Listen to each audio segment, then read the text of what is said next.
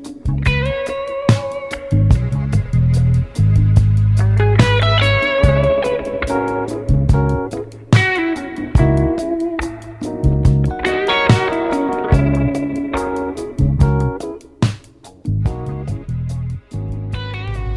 to a new edition of the Neon Jazz interview series with legendary Blues Hall of Fame singer Bettye LaVette. She opened up about her new 2020 CD Blackbirds. It will be out on August 28, 2020. This album is coming out during the COVID-19 pandemic, and it's a tribute to the iconic black women in music. This Blues Hall of Famer is a native of Detroit, and at 16 she released her first recording in 1962 on Atlantic Records. That led to a storied and glorified career that has included 5 Grammy nominations and fans all over the world that adore her music. Please get to know her. Hi, Bettye. It's Joe Domino with Neon Jazz Radio in Kansas City, Missouri. Hi, baby. How are you? Well, that's a good radio name. Yeah, I think it works. There's enough vowels going on in there. Hey, it's nice to meet you. Thank you. It's nice to meet you as well. So you got new material out right now, and it's Blackbirds. It's a great album. And it's another one in your long evolution of being such a wonderful singer. Talk to me about kind of your artistic vision for this project. Joe, it at first it was a thing wanting to bring attention to these women who everybody runs around beating themselves on the chest saying they're a rhythm and blues singer. And these were the first rhythm and blues singers, the first women, a couple of them that I ever saw on television, because at one point you were hard-pressed to find a black person on television, and then other than Ella Fitzgerald, you and Dorothy Dandridge and those who were still alive, Lena Horne, you were hard-pressed to find any of these women. And first it was just all about that. And then all of this tumultuous stuff that happened here just threw Blackbirds back into the fore. It was one of the old tunes by the old singers that I was doing at first, and then it became, in a month, a timely song, Strange Fruit song, the song on Billie Holiday. So it changed kind of the whole meaning and the way I look at the entire album now. I'm not really sure whether I'm reminiscing, shedding light on what's still happening, but I like it. These are very strange times. No one has ever seen anything like this, and in all of these years and these decades that we've lived here in America. How do you feel about releasing this album during this very unique time of not only pandemic, but all of the seeking of getting everything to a better place with all of us on this planet? The album, actually, it got down into like days. When did the pandemic officially start? When did the CD? The CD still has not been released. You know, the release date is August 28th or 29th. But yeah. The incident came up with the George Floyd thing and the Strange Fruit, and they were just so timely. When they stopped saying unarmed black man and started calling it a lynching, it just, I felt like the song just felt right into there. I was very, very worried about people stopping and just listening to it and listening to this bridge that I came across on. And now that at least that has a better chance of happening because we're all being a little more still. What have you been doing during this time? How has this COVID-19 treated you? How do you view kind of this calming of the world and kind of an awakening, so to speak, of humanity? Well, it's my granddaughter was saying to me that the thing that's so frightening about this that is so completely unfamiliar. She said, Grandma, you could tell me about the 60s and the 70s, and they've got all these movies about the Second World War and whatever. She said, no one can tell you anything about this. It's just totally unfamiliar. And I think that's the thing that the conversation started about a friend of ours who never dreams, and he had this dream about a friend who's been dead for almost 30 years. And she said, my granddaughter who was studying psychology at the University of Michigan, immediately said, that's just like seeming like a longing for something familiar. You know, he dreamed about him because he wanted to see something familiar. And that is a thing that is, goodness, nothing is familiar. The only thing that is becoming familiar is that we're all in the same boat. It's almost like being attacked by another planet. We are all in the absolute same boat. I don't know what coming out of this on the other side is going to be like, but it has really brought to fore some realizations, some good things, like people saying, I haven't had dinner with my family in 2 years, or one of the people who works at Verb was telling me that he told his wife, you know, I really do like you.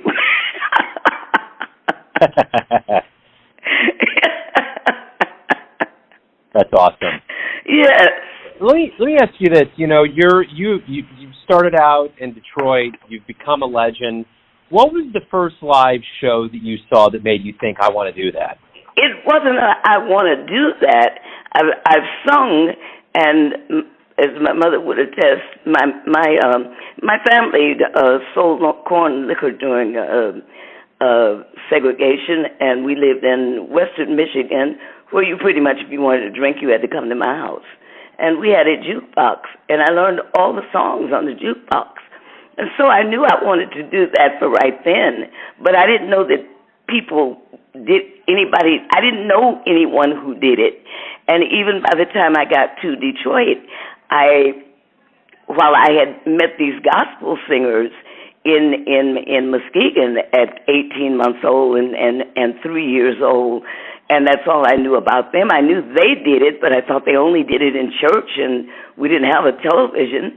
And then when we moved from Muskegon to Detroit, I started to once in a while see Pearl Bailey or somebody on television. And I said, but they don't let little children go on television. So for a long time, I didn't even know that it could be done by me. But I think I always knew that was what I wanted to do. I always wanted to own a black dress from about 2.5 years old, my mother said. I never took naps. I always liked to stay up all night long.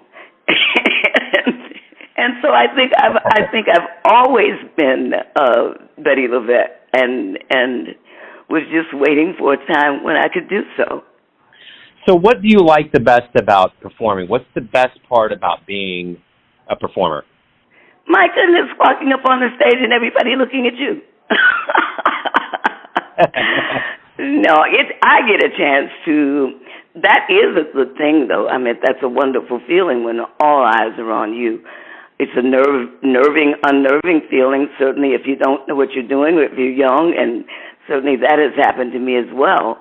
But being an old person that the whole room is paying attention to is very good. And I get a chance to cry where other people may look silly just breaking down in the middle of the evening crying. But that's what I do in the middle of my songs. I get a chance to fuss, argue, and then since it's this last album, the Bob Dylan album, I get a chance to complain about everything that ever happened in the entire world. Absolutely. Speaking of Bob Dylan, it's a great segue here. You know, we are in an unprecedented time on this planet. It's very surreal. It's very strange. We're all in it together. When we do come out of this and live music returns, what do you hope both musician and the audience realizes about this time away from live music? Oh, the importance of it. I'm glad that they're getting a chance to. This whole group of ours from like about the turn of the century until now, they experienced the being introduced to it and not ever having had it just so available before. And then when it did become available, they just felt like it was just like milk. or something. I mean, it was just there. Yeah. And I think that for one thing, I think they're going to be certainly more appreciative of it, and all these things that they're doing. I did one of the videos for the New York Jazz Society with my producer Steve Jordan. I did another one for the Blues Society, and I think that these people not being able to go and see us, not knowing a lot of the stories about us that they're now finding out. I just think that's one of the good things that's happened too. It's awful that it's happening, but if something good can be found of it, we should certainly seek it out. Without a doubt. So let me ask you this. Everyone has a perception of you, your family, your friends, your fans, many fans, but you're living your life. Who do you think you are? Oh, I think I'm Bettye LaVette. I was born Betty Jo Haskins, and Bettye LaVette happened so young at 16 years old. It was almost something I denied myself because it was just too much for me to live up to as a teenager. And with a great manager in Jim Lewis, who I don't know what he was really done for the artist, but in terms of commercial terms, but in terms of the child growing into a woman and being in this business, he certainly primed me for all of this with the words of, you may never be a huge star, but you can become a great singer, and you can do that for the rest of your life. It took him a long time to show me how that works. Having learned that, I now have become Bettye LaVette, and that isn't. He early on also taught. There's so many little bit of things, Joe, you wouldn't even believe. He said, "Don't stop saying I'm Bettye LaVette because nobody gives a shit." And that was early on, and even to this day, I will say my name is Bettye LaVette. Beautiful. But he just instilled so many of those things in me. I'm glad that that's, whoever I am, I'm glad that that's the kind of person I've turned out to be. And I'm glad now that I thought at one point I was going to die in obscurity and broke. Now I see I'm just going to die broke. But I'm not obscure anymore. Yeah, absolutely. Well, Bettye, thank you for taking a minute out for Neon Jazz today. I really appreciate it. Good luck with the new album. Stay safe. Oh, Joe, thank you so much for talking with me. I'm glad you liked the album, and I appreciate your help so much. Thanks for listening and tuning in to another Neon Jazz interview, where we give you a bit of insight into the finest singers in Detroit, Kansas City, and spots all over the world, giving fans all that jazz. And thanks to Bettye for her class, her time, and her music. If you want to hear more interviews, go to Famous Interviews with Joe Domino on the iTunes Store. Visit neonjazz at youtube.com, and for everything Neon Jazz all the time, go to the neonjazz.blogspot.com. And until next time, support all of the arts and enjoy the music, my friends.